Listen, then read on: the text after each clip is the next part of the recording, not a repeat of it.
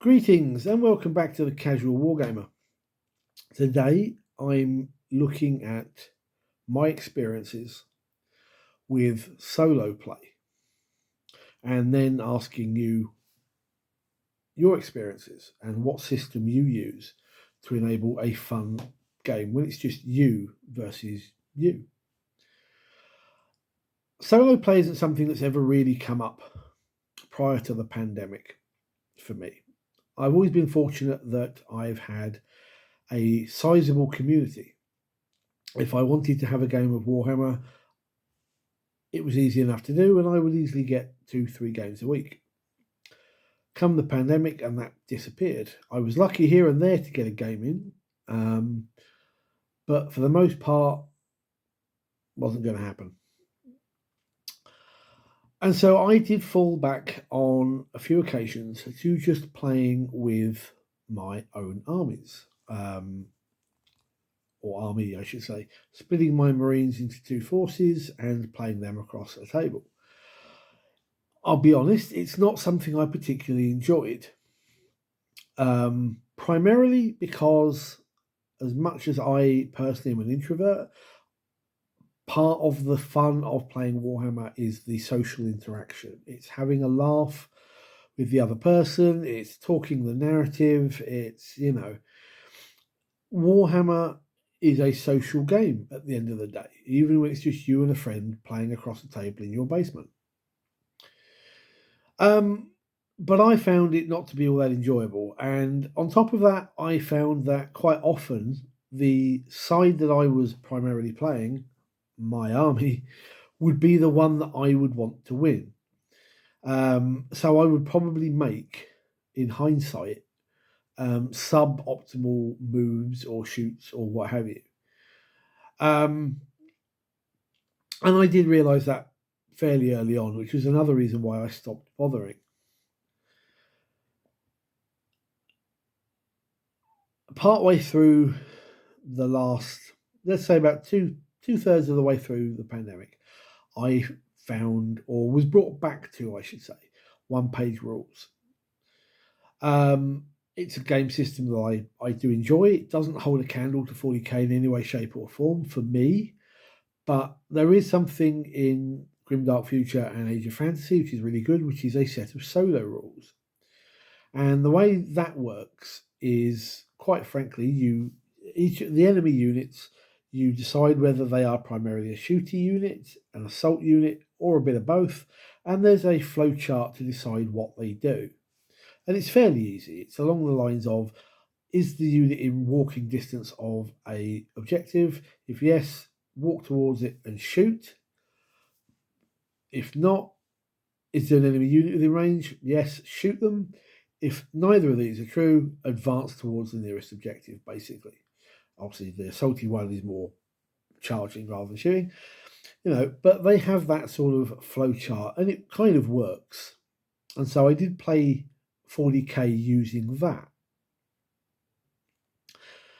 And it's nice to have the flow chart to dictate what the enemy does. You don't necessarily make the decisions for them. The AI, as people like to call it, does that. And that does add, or should I say, that takes away some of the pressure of, am I playing the enemy right, sort of thing. But it was shortly towards the end of the pandemic that a friend sent me a PDF of a set of rules. Unfortunately, I no longer have them. They were on my old computer and they died, beginning of last year. And it looked to me like it was possibly a scan from the issue of White Dwarf or some other publication. But basically, it had this quite clever idea where you would build a basic force. And to use 10th edition terminology, you would have a character who wasn't an epic hero, 2 battle line units, and something that wasn't a vehicle or monster. You would then, you'd work out those points, and then you would pick or build an army that mirrored that from the opposing army. You'd still match the points as much as possible, but you tried to create their equivalent of what you were fielding. There were missions, I think, supposed to come with this particular document, but they never actually scanned them, or whoever scanned it in never put them in. So I did used to just do it the same way that I'd done before, where we had the table and we set out like 3 or 4 objectives. Oops. And I would run it using the one-page rules flowchart. And it worked really well. And it had these extra little rules where after each game you would roll 2d6 and consult this chart. And the chart might be absolutely nothing happens, you're still fighting the war. It might be that you get to add a unit to your roster, or you get to add an epic hero if you have one. Or you can upgrade a unit, increase the models in it, or change the weapons if you so wanted to. And the 12 was, you found the big bad. You found the villain. And this was your goal now. So your opposing army, every time you would add a unit to your roster, you would add an equivalent one to them. I should point that out as well. But once you've got the big bad, let's say your enemy army is orcs. You could pick any of the epic heroes, and that would be the one. And then they would play that as an extra unit that you didn't have. But the idea was that you needed to kill that big bad. And once you did that, you won your particular crusade and you reset and started again. And I quite like that as an idea.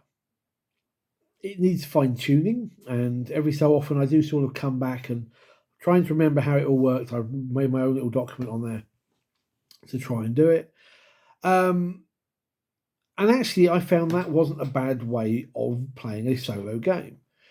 You still feel like you're getting some sort of escalation, and you can use it. You can either do, as I say, just set up a table, determine the objectives. I believe, if I remember correctly, it's been a while since I did any solo gaming, but the one-page rules says basically you split your table into 6.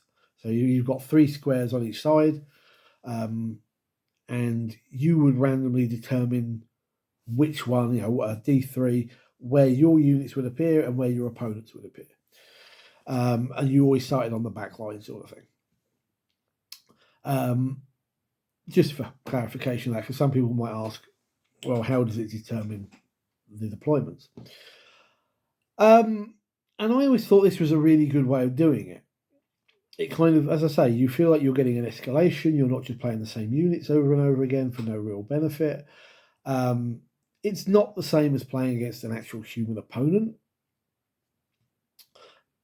But in a pinch, you're feeling that gaming itch one evening or one afternoon, it's a way to do it. I'd love to know whether these rules that my friend sent me, he doesn't know where they came from now, but whether they were actually in White Dwarf or they were from somewhere else. I'd be really interested. So it missed the missions off, and so you would set them up again. I think I was just about to say this. 3 or 4 objectives. But I also realised that some of the really simple crusade missions work just as well using this system as well, because a lot of them are control objectives, but one player is at a disadvantage and one's at the advantage. That's basically my experience with solo play. Going forwards, I am at this point thinking that I might buy myself a battle force of some description and try out this solo format again with something other than Marines. And then once I've defeated the big bad for that one, I might buy another battle force and start a different small-scale army, just for the purposes of solo play. So I'm going to throw this out to yourselves. What is your experience with solo play, if you've even bothered? If you haven't bothered, what's your reasoning? Not judging, just curious. And if it is something that you do, what are your experiences with it? What do you think are the positives and negatives? So at this point, I will throw this out to you, the viewer. Pop your comments down below and let's start a discussion. In the meantime, give me a thumbs up, please. Hit subscribe, maybe even share the video among your friends and your gaming community. And I look forward to seeing you down below in the discussion. Until next time, guys and girls, take care and good gaming.